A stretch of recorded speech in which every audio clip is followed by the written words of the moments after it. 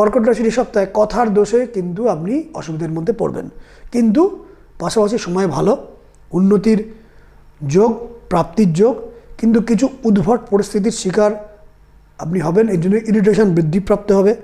But somehow পরিস্থিতিকে আপনি manage করতে পারবেন। অহংকারী মানুষদের এড়িয়ে চলুন। কিছু স্বার্থযুক্ত মানুষ আপনার চারপাশে রয়েছে, তাদের মুখোশ কিন্তু নিয়ে চলছে, এটা বুঝে আপনি এগোবেন। কিছু বড় প্রাপ্তির যোগ, যাদের ওপর ভরসা করেন পূর্ণ তাদের উপর ভরসা করে যে ফললাভ হবে তা নয়, কিন্তু সময় ভালো আছে, আমি কিছু সেখান থেকে সাকসেস পাবেন। কিন্তু যাদের ভরসা করছেন তাদের সঙ্গেই আপনাকে থাকতে হবে, আপাতত কিছু করার নেই, এবং সেখান থেকে সাকসেস বার করতে হবে। সপ্তাহ শুরুর দিকে কর্কট রাশির বেফাস কথা বলা, অর্থ খরচ এবং ঝঞ্ঝাট।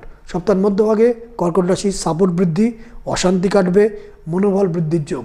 সপ্তাহের শেষ দিকে কর্কট রাশির উন্নতি, সন্তান এবং প্রিয়জনকে নিয়ে চিন্তা। কর্কট রাশির জন্য বললাম।